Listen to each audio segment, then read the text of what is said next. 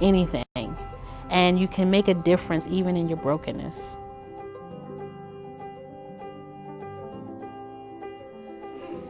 I don't want to be that. Oh, God. You be coming up missing. Right. Hi, everybody. Hello, everyone. Welcome to the RTV Radio Show. Yes. I'm going to turn it over there. You going to turn it to one. That's what you're going to turn it to. But no, welcome. Just want to encourage everybody to just continue to share, continue to support us. We appreciate the love, the support, and we are always here just spotlighting great people in the community. And we have some great people in the building today. You know, even ones that are not being shown. Oh. we're gonna make sure the shade is real, but it is a very wonderful person, and I will hope that I'll shout her out at the end of the show. But I'm going to turn it over to let Juan introduce our guests. Yes. And again, here each and every Tuesday, we just love the positive things in the city. So thank y'all for keeping that up, and thank you for everything that you're doing. Can't wait to hear everything from so your you're not going to organization. You're not going to introduce my guest? I said I want you to. I can introduce myself as a problem. No. We're trying to get him to do more. Okay. Trying to get him all right. Look at his face. Okay. Look I at mean, if you watch the show, I am the show. there's a lot of shade on the show. It should actually I am the show. So do your job. the show is RTV, Restoring the Village, but as you see, it's probably turned to the shade. Oh, yeah. All right, listen, we're here. And y'all eating into my time. We're here with my good brother, John Denmore. What's up, man? Which is our honor to have here because he's one of the Johns Hopkins BNLP Fellows, which I'm currently in. My cohort, I think we're the third or fourth. I can't remember. Number 3. We're number 3. I know that's He has become the co-host. So we're the third cohort. We're the third cohort. So thank you for coming on. No, my pleasure, and man. I'm excited to hear about all the wonderful things you're doing in the Sandtown community. So you can just start by telling us a little bit about, how you got here, what made you join BNLP in the first place, and tell us a little bit about how that relationship has fostered and helped further what you're currently doing in the Sandtown community and how people need to know more about partnerships. Okay, so I'll just start to paint a picture with BNLP. Awesome. I barely got into BNLP. Likewise. They really took a chance on me. I didn't know that till afterwards. And I was basically the only business guy around a whole bunch of people that did work in the community. Right. And I'd always thought about how do you integrate community into business and start looking at people This is the as right show people. already. That's what I'm talking about. Well, it's one of those things like, all right, well then from a business standpoint, you look at people coming in, people coming out as units. Right. And so therefore there's a disconnect from the humanization of people. Right. Because you're just looking at them as an inanimate thing. Mm-hmm.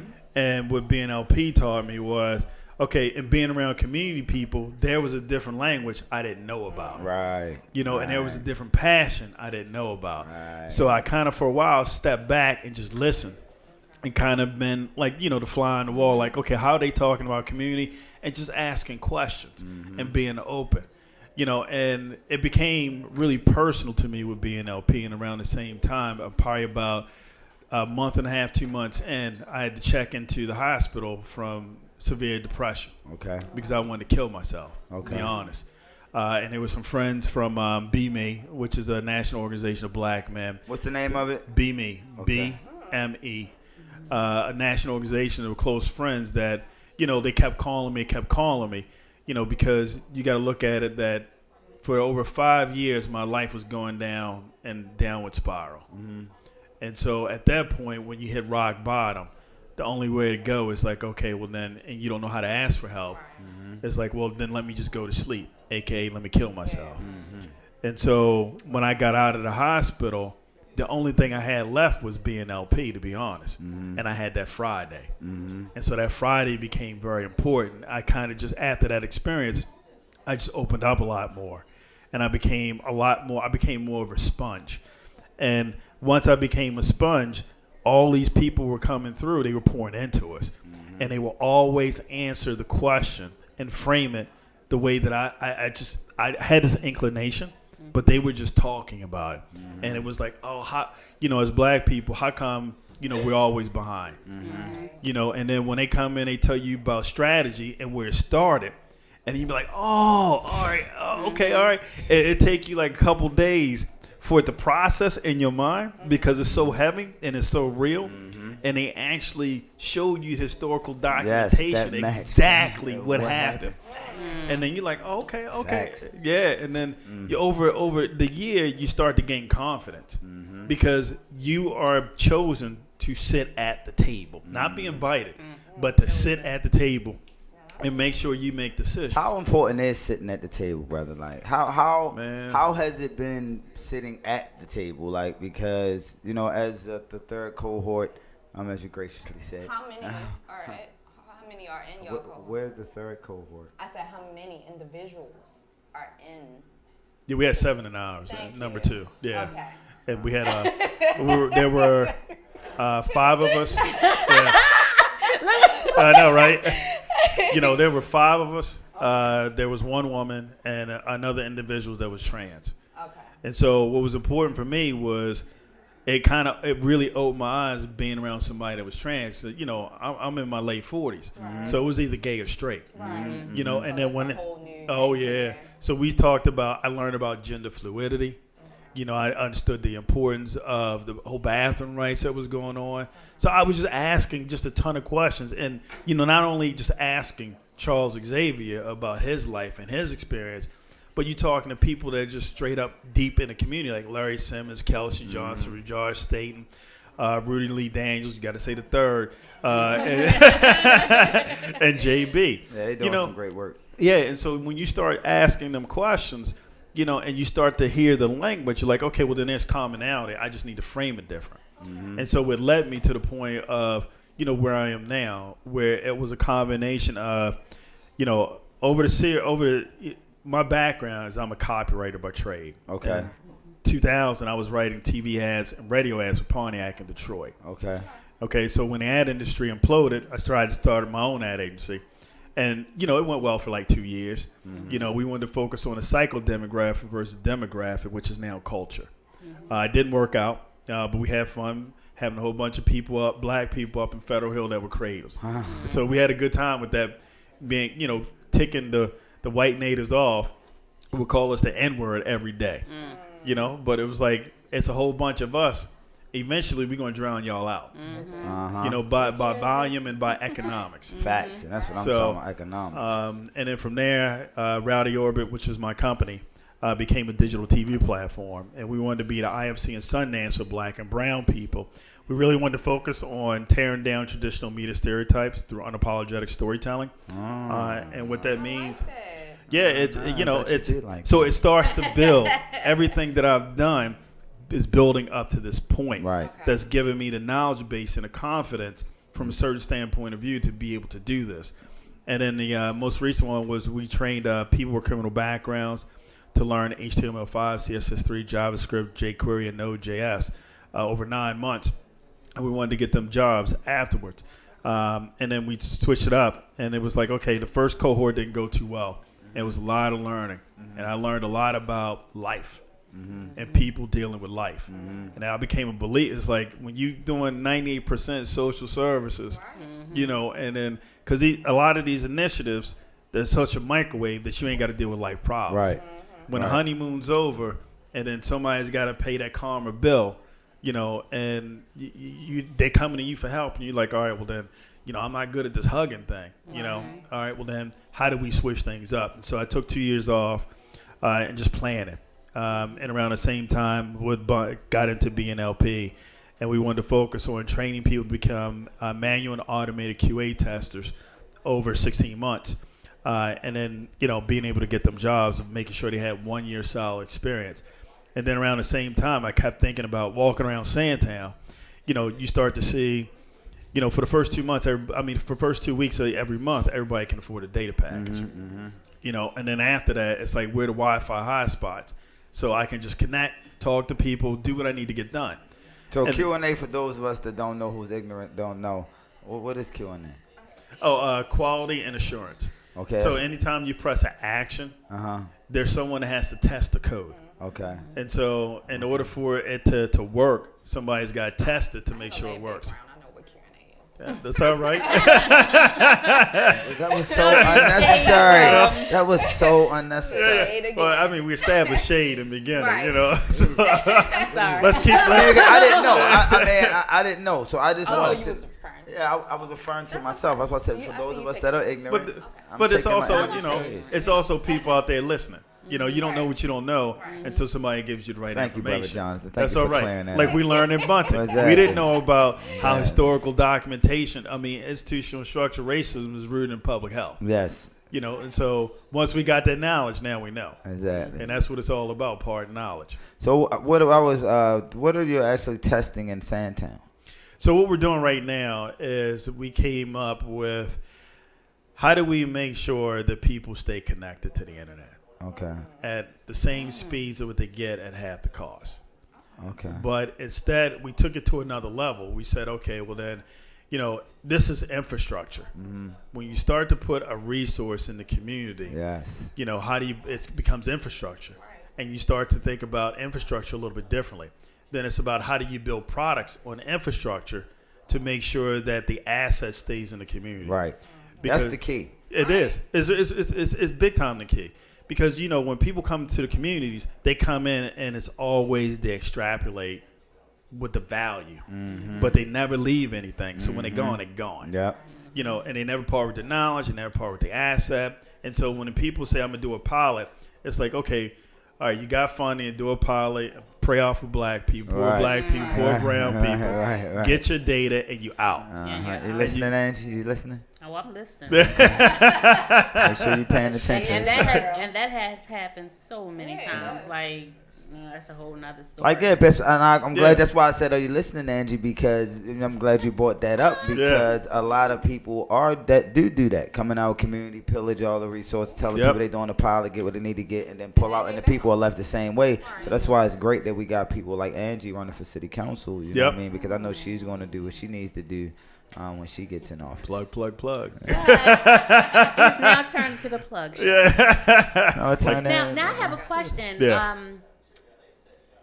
I guess I'll just say this as nice as possible. But why was Sandtown chosen? It seems like everybody that wants to start something they want to do in West Baltimore. West Side all day, baby. And I guess when I'm canvassing it. Yeah. When It's all I'm right. canvassing in my area, a lot of my constituents are really just disappointed because a lot of the attention and I don't say all of the resources, but a lot of resources go to West Baltimore. And it still looked like the way it looked. Yeah, it And looks it still awful, actually. And it Yeah. still looks yes. It's compared to That's Haiti. why I said I'm actually not even going to go there Yeah. with these Yeah. organizations. But why did you choose? Because I live there. Okay. So I moved from Catonsville to Sandtown Mm-hmm. And lived with a couple of clergies because I wanted to know what it's like to live in that type of community. Because if that's the people that we serve, if that's the See, people, look at that. See, you Yeah. see. Hello. Go so ahead, Brother you know, Jonathan. so it's the people that we serve. It became a disconnect because I always wondered, what is it like when you go home? Mm-hmm. You know, because they tell me the stories, they tell me everything. So I had I didn't understand the language because people would talk to me and they would follow like, you know what I'm saying? I'm like, no, I don't. Right, I You know, cannot relate, brother. Yeah, I don't know. yeah. Please explain. You know, because I didn't understand that type of language, and I didn't understand the contextual layers of the community in which they came from. And so once I moved down there, the first Sunday, somebody got shot around the corner, and I was like, welcome to the neighborhood. yeah, exactly. I was like, what did I do the right thing? You know, I'm not built for this. Make the right decision. Yeah. What made you decide to move there? He just said it. So I knew people from Be Me, and they had a Because stead of. people don't usually move from the county basis. But he just told No. me it was part of. He said it was part of a clergy, just so he could see what it felt like to be. Well, I in that moved in environment. with clergy. We moved in with clergy to see. So what they it were was like to Be be Me in the brothers. They said, okay, well, you know, you Listen, looking for a it's fine. place and we got a spot for you down here. I'm like, great, I can just move in and just ask questions. Right. You know, so that way, you know, I've been robbed once and it was stupid because I'm at the bus stop at 4:30 in the morning trying to go to the gym. You know, it was like, all right, well then, they told me not to do it. I tested the waters and did it. Word. You know, I didn't Yeah. get, you know, I'm still here. You're right. Facts. You know, God. yeah, I Praise mean, they to took a little God bit of for money, that. but it was like, all right, well, there's certain things you do and you don't do. And you have to respect the fabrics of the communities that exist You do. because there's a culture.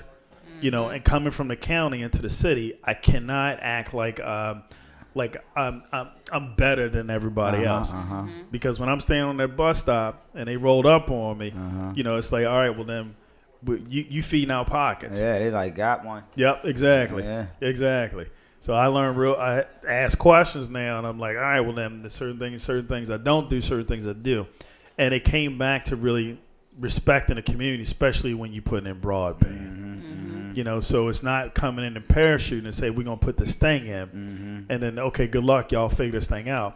It's like we want to put this infrastructure in, train people on how to use this to build it out, so that way over a 5-year time span it becomes an employee-owned company in the community. Nice. So that way the asset, when I go home and I move on, the asset always stays there. So how have the people been receiving it? Like, I mean, like, is it most of the people that are currently working with you are people in the community, right? Well, yeah, it's a little hard pill to swallow, to be honest, because this talk has been exhausted for the last 5 years, Facts. 4.5, 5 years. And so you get to a certain point, and then once it gets real hard or whatever it may be, people just stop doing the work. And so there's the major barrier, skepticism. You know, are you actually going to do this? Yeah, and then now, do they know you're associated with Johns Hopkins? How do they receive? You know, the community don't like Johns Hopkins. Let's I know keep they it don't. real. They don't They like don't. Johns Hopkins, brother. But the beauty about what we're doing is we position it in a way where if you look at Hopkins and the stakeholder we bring in, it's you're not coming in to do the work. You're coming in to train the community to do the work. Right. And we got 5 years to do it. Like, So you got 5 years to do the work you're doing currently. Yeah. Damn. So I'll tell you how it builds. So Yeah, please. what we're working with Hopkins on, with School of Public Health, we're working on leveraging broadband infrastructure, Wi-Fi technology to measure air quality and air pollution in opportunity zones. Yo, You know, and so that's what I'm talking about. yeah. So I mean, it's you have to train the community on putting up the infrastructure, which is one company, and the Wi-Fi and connecting homes, that's one company, but also how do you collect the data? And so the one thing we're working with public health is to put up the sensors, but also train the community on how to develop their own standard operating procedure on how they collect data to really address data privacy and security. That's in accordance with federal regulation. Because anytime you collect data as a whole, you talk about the effect, the efficiency, not the efficiency, but the efficacy of the data. And so they want to know, how is it is it real data? Right. Yeah. Has it been? Are you guys just fronting, or you pulling? So you have to have a standard operating procedure, but and how you collect it. So we said with Hopkins. So instead of you bringing in your grad students and doing the work, how do you train the community to do the work? So that way, when y'all gone and we gone, you know, now we're training community. Exactly. Because the community more comfortable talking with people that look like them in the community than talking to a stranger. It would feel like it's more real. Exactly. Damn, that was clever, bro. Yeah. No, it's just going back to that point of we don't speak the language. Now, was that a vision that, like, you collaborated with the School of Public Health on, or was that part of what got birthed out of the BNLP collaboration? Like, was that? No, it was just looking at how people come into communities. And they wanted to come in and say, we want to do this. And Hopkins was real cool. They don't want to always, we're not trying to own anything. You know, we got enough money. We're not trying to be forward-facing. So it was a natural fit. Okay. So it was like, all right, well, then let's do this. Let's figure out how do we train people in the community with the basics. You know, because we were thinking about step 3 and 4. We weren't thinking about step 1. Right. You know, so we were like, all right, let's think about step 1. Because they can collect this data, but if they don't have the knowledge base on how to scrub through the data and a standard operating procedure that addresses privacy and security, because when we go home and that node is up, somebody's going to have to explain what that thing is. You know, all right, is it surveillance? Is it y'all spying on me? You know, what you doing? And it's not going to come from me because I represent the status quo. Right. Because I'm not from around there. I mean, live around there, but I'm not from up around there. So by having people that are up from around there that can talk that language and break it down, like you were saying, break it down in the way you know how to speak. Now, when you ask a question, you're going to ask a question based on you curious. You're not going to be fearful and asking a question to me because you sound like you're stupid. And so it was like, all right, well, in order for this to really become community owned, it has to be community owned from day one. So they're gonna own, the community's gonna own all the data around air quality. No, not all the data. Some of it. So it's a business. So yeah, let's look at So we're not a nonprofit. Let's be clear about that. Yeah, for profit. I'm a for profit too, brother. So I feel your struggle, bro. Yeah. No, community work and for profit businesses. Yeah. What's up, DJ Nikki? I'm about to say that nonprofit is one thing. With you being in this cohort, have it like changed your perspective as a businessman with your own business? Absolutely, because I look at community differently. I'm a businesswoman. I just liked your question. That's a good question. I just look at community differently. Yeah. And I consider the human aspect of people rather than just units. So therefore, that's why after being LP, it's putting community first. Because beforehand, it would be, okay, let's go in, let's drop this. And, connect to the homes. We ain't got to train people. Ain't not worried about the economics of the community as a whole. And looking at the people as the asset. Exactly. What you're bringing to the table as the asset. Yeah. We are definitely going to be talking. Oh, that's what's up. See, when I bring guests on, you see. Yeah. He's redeeming himself now. See what type of guests I bring on. DJ Nick. Bring on real live guests. Yeah. Was that 90 shade, 96% shade?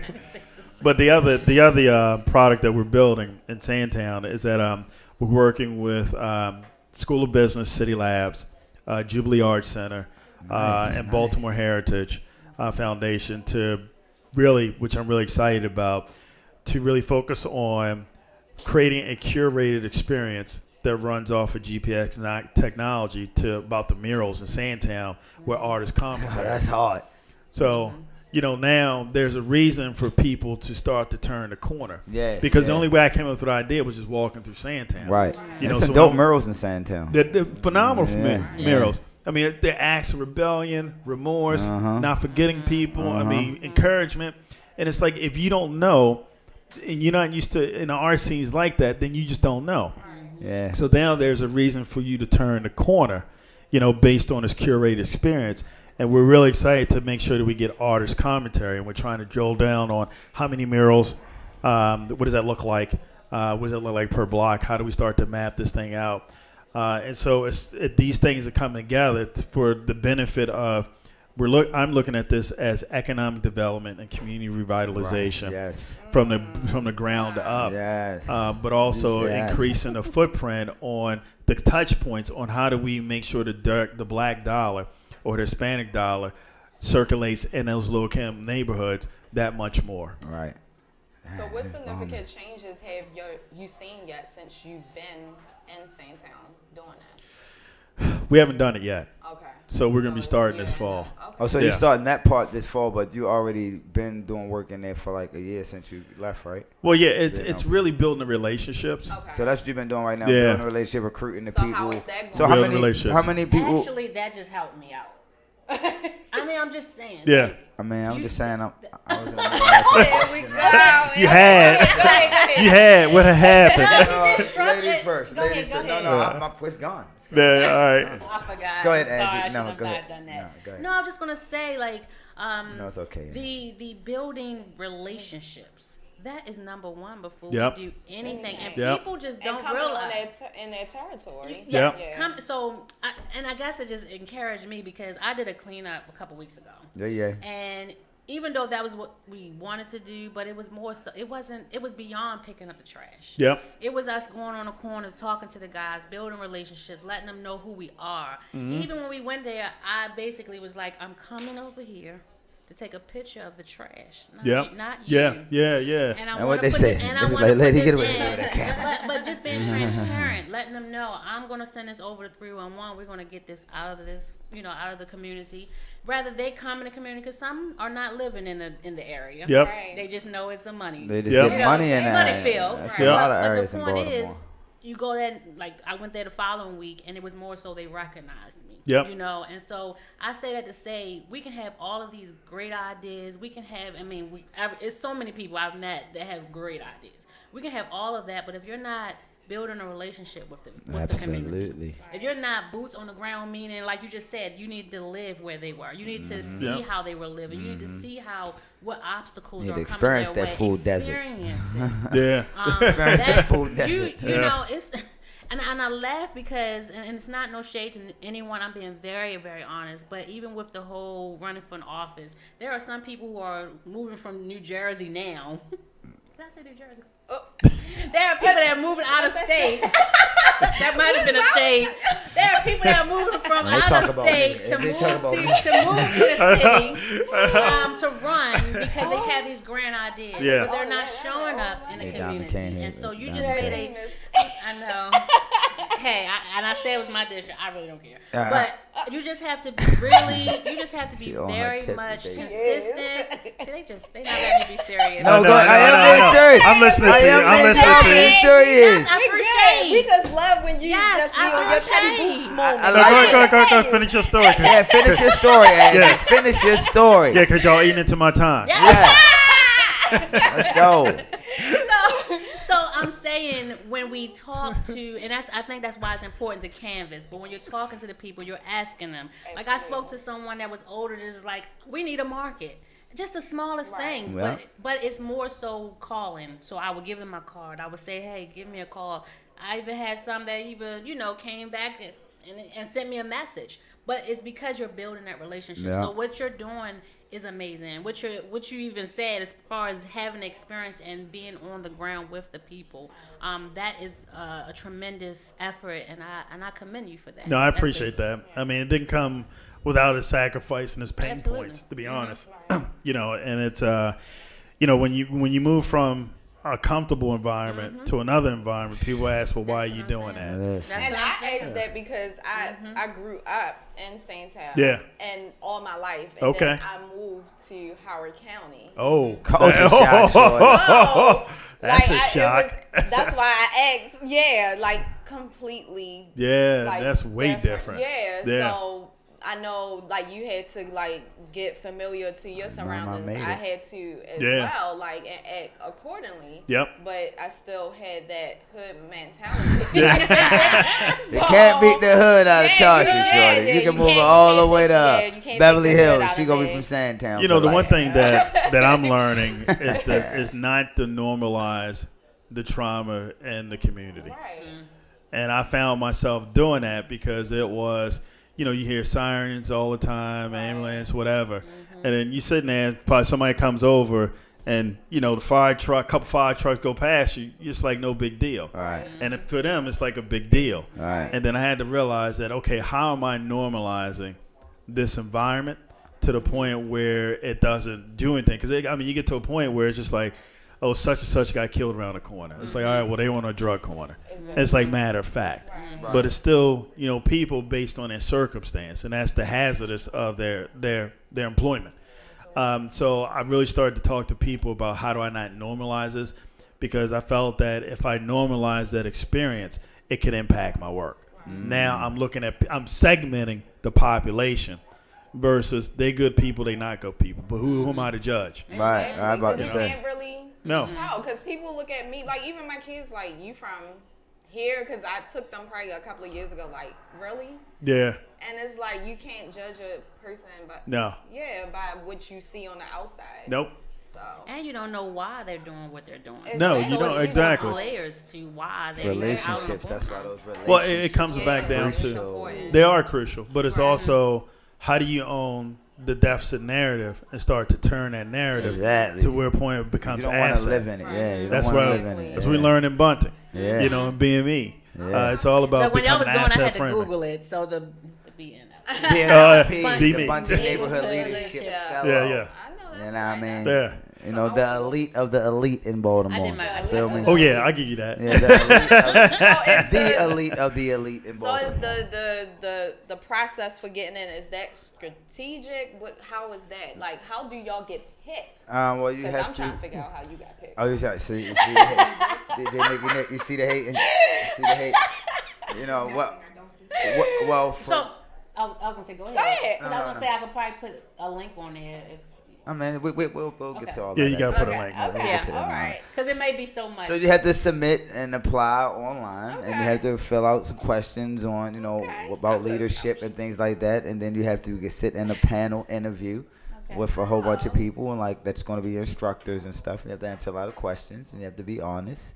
You know what I mean? So. You pick the elite of the elite in Baltimore. I'm surprised that you sat still for this person. Ooh. I mean, that's amazing. I'm proud of you. I mean, it's a lot of things. There's a lot of things that you guys. I'm so proud of Vaughn. And the one thing that I love that they did a background check on people. Yeah, they did. And they wanted to make sure you were who you said you were. Yeah, definitely. And I remember my first oh snap moment. This is real. Is when Bishop Miles called me, and I had a conversation with him. And he set the stage. It was like, what makes you angry? And somebody had never asked me that question. And then you had to really sit and think. Yeah, well, I just went on a tangent.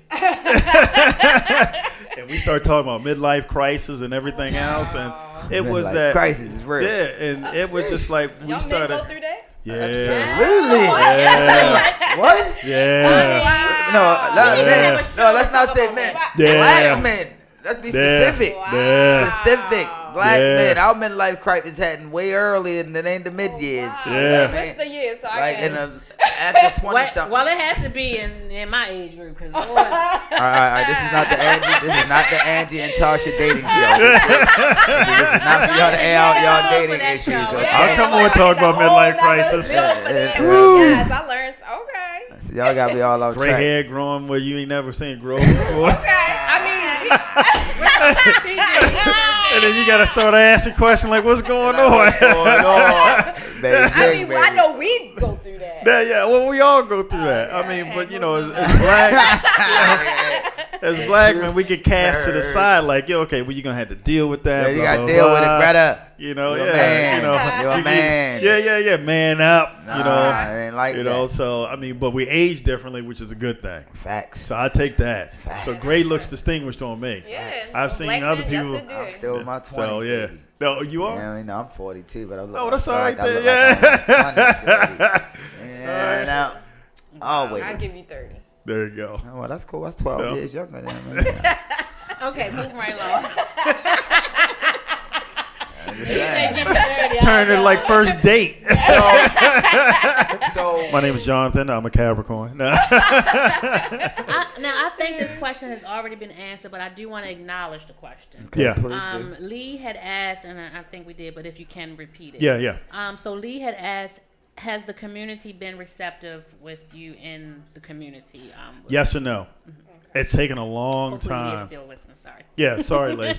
It's taken a long time to build that relationship because there have been a lot of promises and lack of follow through. Especially at the Freddie Gray. Yeah. Freddie Gray. Yeah.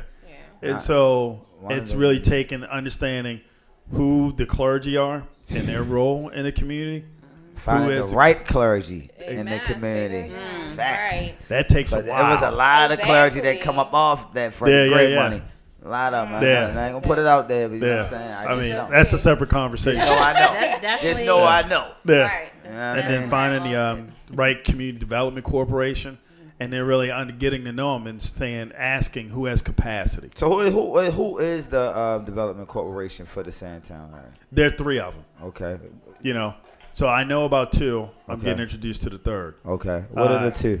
So there's Clergy United for the Transformation of Sandtown called CUT. And there's Charles Johnson Park Community Development Corporation. And there's another one for Sandtown. So these are all black-owned development corporations, I'm assuming. Yeah. Okay. Awesome. Yeah.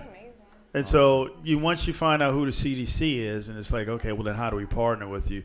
Because a certain thing, and you got to find out who the mom and pop organizations that do the social services in the community. Yes. And it's like, all right, well then there's certain things as how do we stay in our lane? Right. But we also need to know that we're going to need to address trauma. But exactly, because you need somebody that can come to the site wherever they are, shut the door, and have that behind the door closed conversation. Big mama conversation. Exactly. Yeah. And just like, all right, well then, and to find out what's really going on, because they're not going to talk to me like they talk to him or her. Right. because they can, based on their lived journey and experience, it's a different conversation. They have that relationship with them. Yeah. So are you conducting like house meetings with all of the groups when you get them together? You know, no, you just go one by one. Okay. And just like, all right, well then eventually we'll meet, and then you figure out, okay, well then we can work with you, we can't work with you. Okay. You know, this works. I can figure out what your capacity is like. How do we put an agreement in front of you? Okay. And so we're at the agreement stage right now with organizations. Okay. And okay, well then, how are you going to grow? Because if we make you a part of this thing, you know, over a 5-year time span, you're going to have to build capacity. Because once this becomes a community-owned business, the one thing we want them to do is to take a portion of the profit and reinvest their profit back into a local CDC so they can begin to fund their own programs. So that CDC is going to have a certain level of capacity to be able to handle the money, but to also, what is their priority? You know, 1 or 2 year priority to really address issues in the community. So that way you offset the revenue that's coming in versus how much money you need to ask from a philanthropic organization.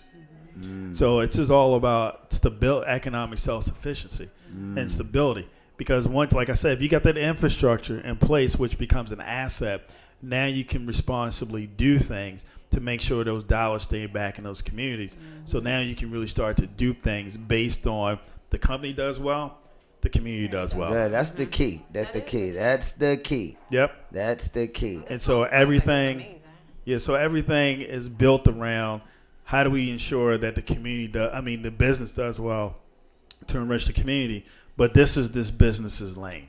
They can't do everything, and they're not expected to do everything, you know, but we want them to be profitable so that way they can really get into really what community revitalization is all about based on from their point of view. Make sense? Yeah, absolutely. So I mean, I'm actually, I want to learn more about the program and project myself because it's my first time really hearing about it. I knew a little bit about it, but I didn't know the details of it. So I would love to see how I can, you know, work with you or work with your organization or anything like that as far as on the ground. Because I'm planning on working in West Baltimore, too. I don't know about Sandtown, but because everybody's in Sandtown. You know, we need to start at Sandtown. The goal is Baltimore. Okay. Gotcha. I was going to say about expanding. Yeah, okay. So when you start to look at this from a business standpoint of view and really meet market demand, because people want to stay connected to the internet. So how do you ensure that they can do this without having to make life choices? So let me just make sure I'm hearing this right. So this is building infrastructure where the whole Sandtown can have internet, Wi-Fi to be able to compete and be involved in connect to the internet, but also have businesses that are built on top of that infrastructure. So let's look at 21217. All right. Well, then that becomes its own community ISP, which is internet service provider. So each community around Baltimore City has its own internet. Okay. So now that you have your own internet, what are you going to do with it? You know, so now you wanted to put educational tools like Nextdoor and Reddit for the community that's more localized. So when we start putting up air quality sensors, you know, and say we over in your community, you know. Come on over. Okay. Shout out the name of your community again. I'm using this for market documentation. Yeah, absolutely. The wonderful 4th District. Go ahead. Okay. So like say with the 4th District, when you start measuring air quality and air pollution, it may look completely different than what's over in Sandtown. Right. And it's in an opportunity zone. Right. So now you can start looking at the air quality and the flow and everything else. So once you have these communities that have their own internet service as well as their own way to collect certain data, now it starts to, now we own this, or we have part ownership and part of this. And how do we repurpose it? How do we sell it or provide it? I'm about to say because I don't really know, like, so are y'all partnering up with, like, who's providing the internet service? So you find a smaller provider that's not the large telecom companies. Okay. And you lease the fiber from them. Oh. And so now, like take the manhole covers. So underneath those manhole covers are tubes that circulate all around Baltimore City. And they have, like, all these networks, like your BGE, your utilities, and all that other stuff, and they run fiber optic cables through those tubes. And so it's called the last mile and making the community the last mile. And so from the manhole connected to the building, the community starts to own that, because now based on the profits they make from becoming your own internet service provider, they can afford to lease a certain amount of broadband from that provider. So how many jobs do you project to? Yeah, how many jobs do you project that's going to be made from this project? So let's look at it in the terms of businesses, because based on the community, in 21217, looking at how many households and connecting the households. All right, so the business is who's going to maintain the broadband infrastructure. Exactly. That itself is the business in their layers, because you have to understand, well, it's really climbing up the ladders, fixing the nodes, replacing the nodes, understand the troubleshooting, answering questions, network configuration. Now, that's one business. The data is another business, and collecting that information, because those are the individuals that are going to be the keeper of the standard operating procedure on the way that we collect information that's sensitive to the community. So it's not coming from us, it's coming from them. So are you providing, I'm sorry. No, go ahead. So are you going to be providing training? Oh, yeah, everything we do is, if we say, all right, well then, say, for instance, if we put something up in a park, okay, and it runs off of Wi-Fi technology, is that its own separate business, or is that part of a business? And how do we train people to do that? I meant to ask free training. Yeah, they're not going to be paid. I mean, they're not going to just, have to pay for this. Yeah, because dealing with cable and data, that's a lot. Well, it is a lot. And then like I said, it's to build a business. So the whole goal is to raise enough funds so that way we can pay people while they're being trained. So it becomes, you learn by doing. Okay. So, so it's not like classroom instructions. Like, all right, we're going to pull wiring. We're going to show you how to pull wiring. Now, community, y'all going to have to pull So wiring. have you guys already secured funding for the first? We're securing funding. Okay. So we're working with Baltimore Development Corporation. Okay. We got PNC on board. Nice. For 2020 funding. And we're talking to another people. And so we're also trying to figure out how do we leverage Opportunity Zone funding to get more funds. A lot of that out here. Yeah. It's a lot of people leveraging it. It is. That's how we got to our house. It is. Yeah, sure. New market tax credits. It's a whole nother conversation. Yeah. There's always like these side conversations on top of this conversation. Right. We got like 18 shows so far. I'm keeping tally. I'll come back. Let my co-host know how deep I can get. Okay, all right. Issues, you know what I mean? Gotcha. So, so it becomes a mixed bag of funding. So what we want to do is be able to start small. Think big, start small. Okay. And so we're going to wind up doing is putting free Wi-Fi for 1 year in Sandtown area. And then from there. When does that start? Next year? It's going to start this fall. This fall, okay. Yeah, we're looking to start this fall. That could change. I need that free Wi-Fi. You better. I'll give you blocks. No, you should. That's right. Encourage people to move places where there's infrastructure in place, so that you don't get left behind. Right. I mean, that's important. They gotta come up off some of them properties. They gotta come up off some of them properties over there in Sandtown, and them strips going down towards that little what you call it, the little metro hub. On Franklin I know what you're talking about. Yeah, we need that Calhoun's. I need some of that Calhoun carry money. I mean, because we talking about infrastructure, that's what it's about. You know what I mean? And so this Wi-Fi that the community is going to have, it'll be compatible or comparable to like the regular standard high-speed internet. So it's not like, a lot of times when they give out things that's free, usually it's a step down or it's not the same. Like, because I know when they did the free, when I was teaching, they was giving like free internet through like, I think it was through like Verizon or one of those companies. Yeah, we don't need to recognize brands. Well, my bad. Well, Angie, I know you're not talking after all that stuff you said. Diamond K wasn't here. I know. Diamond K, watch the show back. You're gonna be disappointed. So, she messed up politically. So, I really did. That's all right. You live and you learn. What I'm saying, like, they used to have, like, they used to give, like, the little internet thing. Like, if you sign up, you get a free computer and this and the third. But then the complaint was it was so slow. Right. It was just like, was like having nothing. You know what I mean? They wind up doing the work on their phone. So that's why I'm glad that you're making it where though you're building real infrastructure, and it's not just like, all right, we're giving y'all free Wi-Fi, and they're like, all right, okay. Well, it's for the first year, it's just going to be in a certain two coverage areas. It's going to be free. It's going to be covering mostly residentials. Okay. You're not going to be able to get into the home, but if you walk outside, you'll be able to get it. Okay. You know, and that's really the purpose for us to learn, and how do we start to minimize mistakes, because we are going to mess up. Mm-hmm. You know, we're not going to get 100% out the gate. You know, that's why I said 5 years. You know, so that way, once we hand over a profitable business, you know, people see that you're employing people from the community. This thing works. You know, now you're minimizing transportation as a barrier, because now I can work where I live. Right. And so there are a lot of other things that by doing this and saying 5 years, it's like, okay, well, we need to learn, because we don't know, you know, what right is right and wrong is wrong. Exactly. And we are going to make mistakes. We are going to trip. We're going to fall down. We get back up. But as long as the community is falling forward with you, that's the key. You know what I mean? Like, as long as you're being transparent like you are about the process, you came in being transparent with them about the process and allowing them to be a part of the steps in the process. Well, that's why you employ people from the community. Right. So they're not looking to me to be transparent, because I personally don't need to be transparent. It's the people that are doing the work going to be transparent, because they'll be able to speak to them in a language that I can't speak to them. Facts. You know, so it's just like, all right, well then, you know, because if you see me walking around every day doing the work, you know, and you ask a question about your bill or about how this is not working, I mean, you can troubleshoot right there on the spot, because you're going to have a conversation.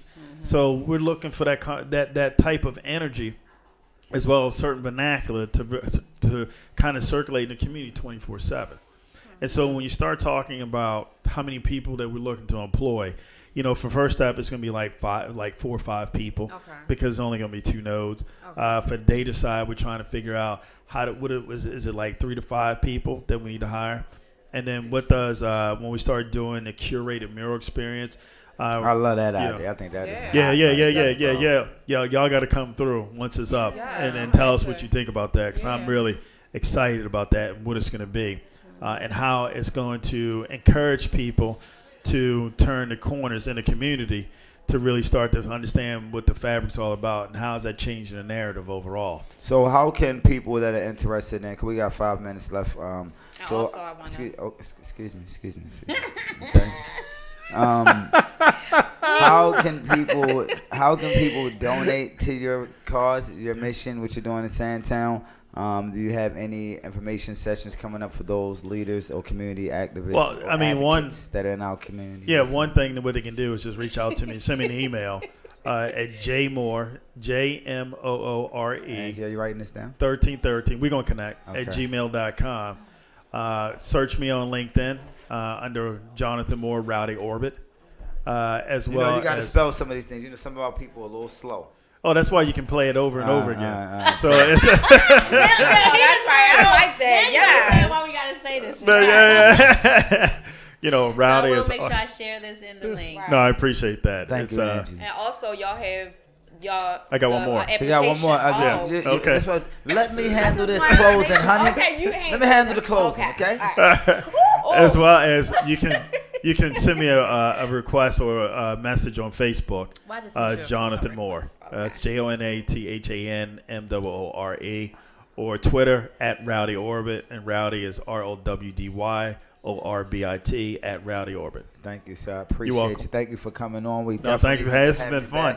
This is a good time. I appreciate the show. And you were the second cohort. And you were the second cohort, right? Yes, sir. All right. So it was just to let you know. You know what I mean? For those who don't know, the Bunting Neighborhood Leadership Program was established in 2016. So he's the second cohort. It was a cohort before him, and then we're the third cohort. Okay, so you're the third. Okay. Yes. I told you I was proud. And I'll be in the fourth district. Yes. Oh, there you go. Well, hopefully you can be a. You can. No, I already looked at it. Yeah, you can apply. I actually was going to send it to you, so you should apply. So if you're interested in becoming a 2020 Bunting Neighborhood Leadership Fellow, you can apply online at www.urbanhealth.jhu.edu/BNLP. The application deadline is September the 15th. And definitely, I would encourage those that are looking to learn how to lead. So we have a lot of people that claim to be leaders but don't really understand what leadership looks like. I was one of them. I thought I knew a lot about leadership, but I have a long way to go to reach the levels of leadership that I want to do. One thing about leadership is you got to be able to organize people and money right away. That's one of the things that I took from it thus far. And I don't graduate until December, so I cannot wait to the end of it. So y'all have a ceremony? Yeah, well, actually on my birthday, so you're more than welcome to come. We had to do a part 2 of this show. Yes. Okay, so Angie, well, since you say that, Angie, take us on out, Angie. Take us on out, Angie. No, I was just going to say. Take us on out, Angie. Take us on out. We have 1 minute, and I had some things to say, but I do want to just emphasize that next Tuesday will be, I won't be here, but next Tuesday there will be a networking event. I just want to shout out the National Black Unity News. They have their own paper. Yeah, I love that paper too.